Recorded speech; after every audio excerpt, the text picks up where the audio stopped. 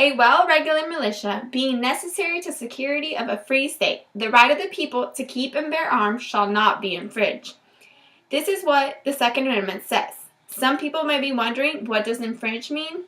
According to dictionary.com, the meaning of the word infringe is to actively break the term of a law, agreement, and etc. As being written, it specifically says cannot be broken or changed. So who does President Obama think he is to change something that has been there for a lengthy series of times?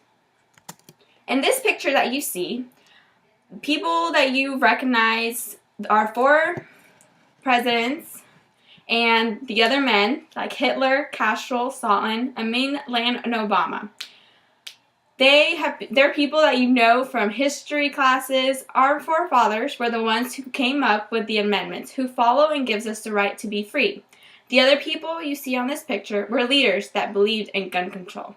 Just like Hitler, he thought the best idea was to have control over the guns and ended up killing a total of 13 million Jews and others, as said in the GOPF website run by Jews that don't want history to repeat itself from another ruler.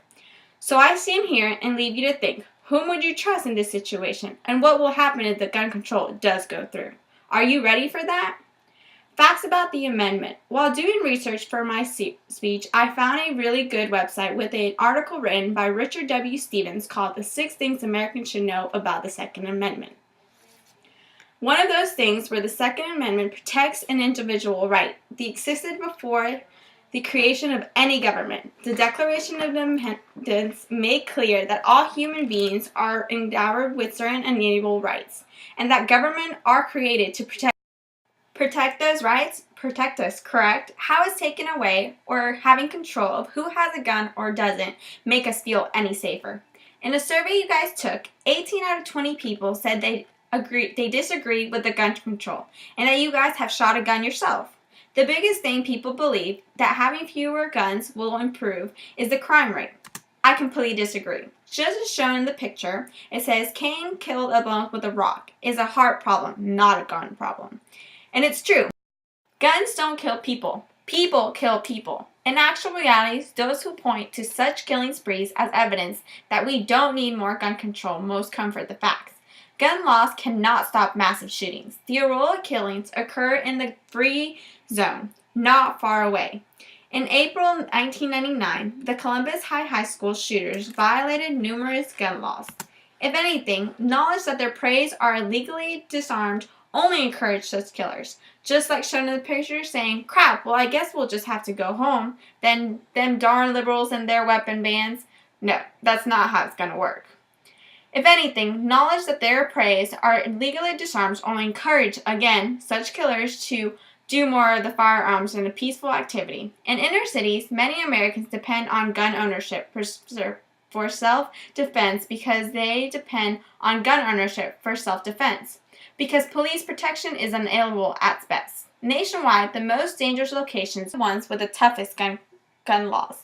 As studied and said in the article Gun Control and Security Illusions by Gregory, are you up for losing your rights? Let's be real. Like shown in this picture, people that kill or rob us aren't just going to say stop just because it says no guns allowed here. Having the law will just make us vulnerable and encourage people that they can do it without any harms, since civilians aren't allowed to have armed weapons. The Second Amendment protects a fundamental right that should be ready borely because it implements the rights of our self-defense. Self-defense is ultimate right of the individuals to preserve life. The right to be free press, free speech, assembled, and religion are extremely important, but none of them matter very much if you can't defend your own life against aggression.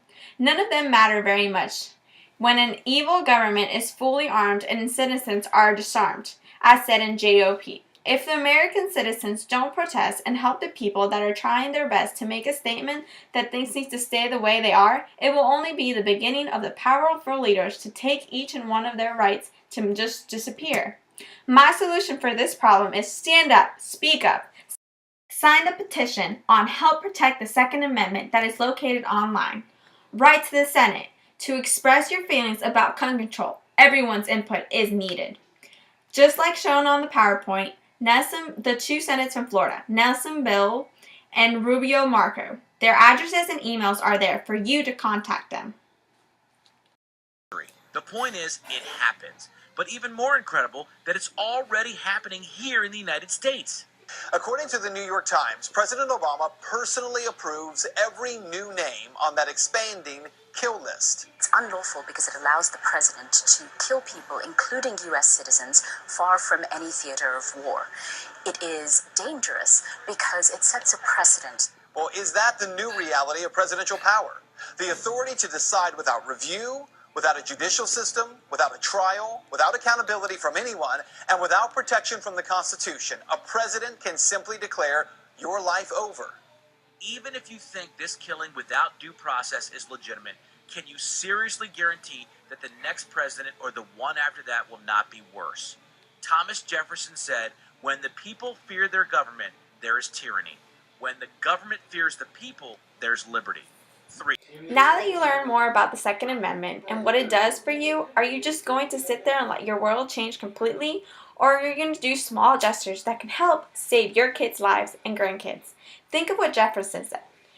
Maybe doing this gun control now, but how are you so sure that who's going to be up next and what he's going to do for you? Write, sign, and do anything possible. Do something that your country will be proud of and to protect our country that we all love. Happy 4th of July, guys.